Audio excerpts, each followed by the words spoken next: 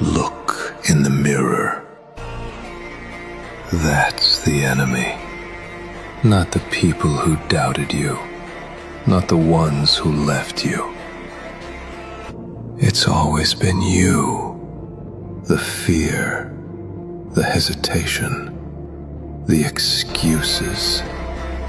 That's what's been holding you back, not the world. The moment you face that reflection, really face it, everything changes. Conquer the person in the mirror, and you'll never lose again.